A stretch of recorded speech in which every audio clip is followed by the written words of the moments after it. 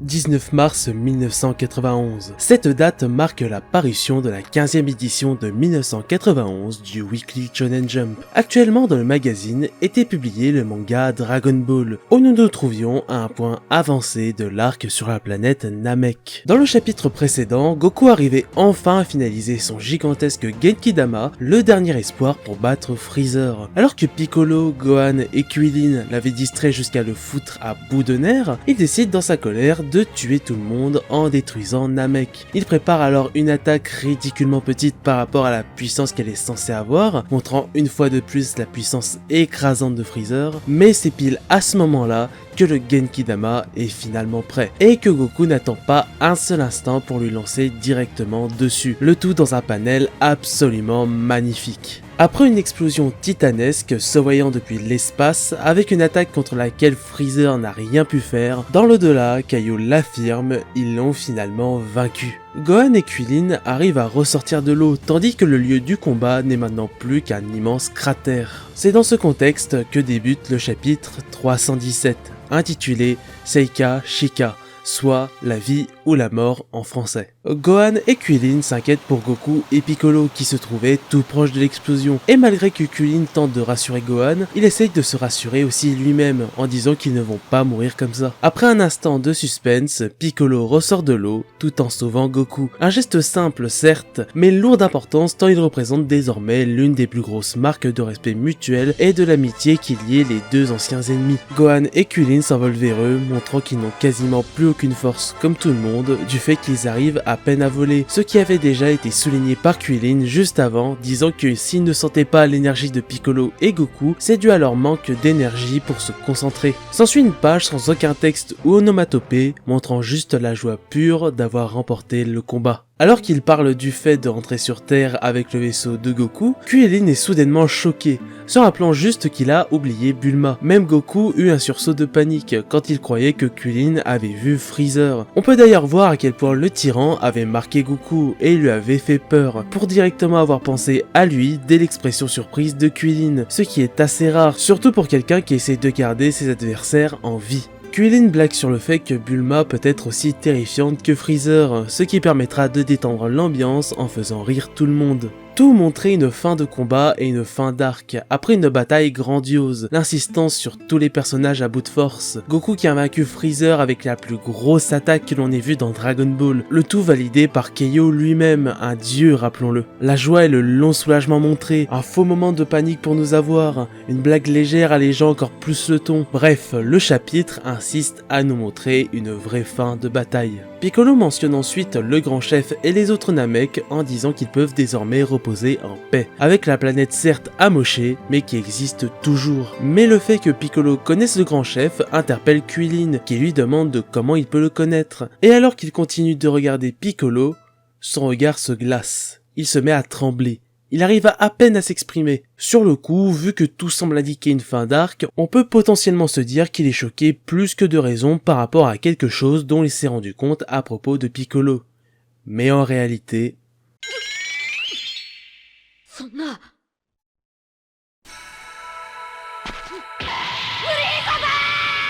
La terreur la plus totale s'abat sur les personnages et les lecteurs. Un Freezer hors de lui et fortement amoché, mais toujours vivant, se tient devant eux. À peine le temps pour Krillin de crier son nom qu'à la case suivante, Piccolo est transpercé par une attaque en tentant de sauver Goku qui allait se faire tirer dessus en pleine tête. Encore une fois, c'est une grosse marque d'amitié que Piccolo montre là, mais même si on sait qu'il est résistant, Freezer est tellement puissant qu'on se dit qu'il est peut-être mort sur le coup, ce qui voudrait signifier la mort de Kami et la disparition totale des Dragon Ball. Tout le monde est choqué et terrorisé, sauf Goku qui commence à montrer une véritable expression de colère. Freezer montre à quel point il est furieux après avoir subi une attaque qui a véritablement failli le tuer. Le désespoir s'accentue de plus en plus. Goku se tient debout comme il peut pour lui faire face, haussant le ton pour dire à Gohan et Krillin de se sauver via son vaisseau. Ce dernier évidemment ne veut pas envisager une seule seconde le fait d'abandonner son meilleur ami et de le laisser se faire tuer. Et là Goku commence à leur crier dessus, quasi quasiment à les engueuler, chose qu'il n'a jamais vraiment fait à ce point. Même ce moment rarissime passe presque inaperçu face à l'urgence et le bordel de la situation. Évidemment, le désespoir grandit de plus en plus, avec une case noire où Freezer affirme avec un sourire vicieux qu'il ne laissera personne repartir d'ici vivant, et que même dans son état, il peut les écraser et tout le monde le sait pertinemment. Il commet alors l'irréparable. Rien qu'avec ses pouvoirs télékinésiques, il fait monter Krillin dans les airs, montrant comme métaphoriquement comme s'il voulait bel et bien l'envoyer dans l'au-delà. Alors que Goku se trouve à moitié entre l'ordre et la supplication, dans un état de colère de plus en plus apparent, dans une simplicité déconcertante et sous le cri de terreur de Krillin qui hurle le nom de son meilleur ami espérant qu'il l'aide, Freezer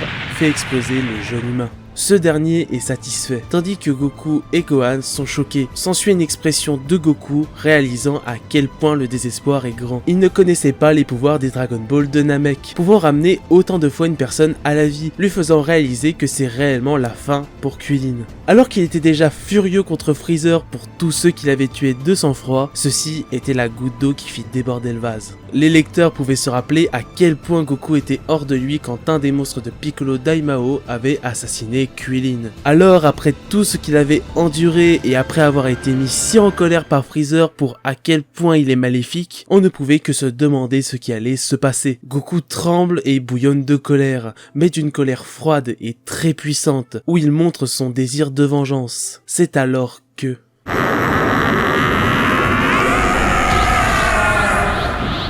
Les cheveux de Goku se dressent et s'éclaircissent comme son regard, qui est cependant lui plein de colère. Une aura flamboyante apparaît tout autour de lui, le tout dans une planche absolument splendide. Le Super Saiyan de la légende était apparu. Tout ce qui a été fait avec l'évolution de l'amitié entre Goku et Krillin, tout ce qui a été fait dans l'arc Namek, et même tout ce qui a été fait dans Dragon Ball, résulte en ce moment précis. Gohan et Freezer sont évidemment très surpris, et sans même détourner son regard de la personne qu'il souhaite abattre, Goku dit sur un ton froid à Gohan de partir avec son vaisseau en emportant Piccolo encore vivant. La simple petite réponse hésitante de Gohan montra à quel point Goku était sur le point d'exploser sur Freezer, en lui répondant très rudement de se barrer, avant qu'il ne perde le peu de raison qu'il lui reste. Gohan, plutôt choqué par le comportement de son père, s'exécute et le chapitre se termine sur le regard de Goku, dans un état de colère dans lequel il n'a jamais été dans sa vie, et surtout désormais avec une puissance dépassant tout standard.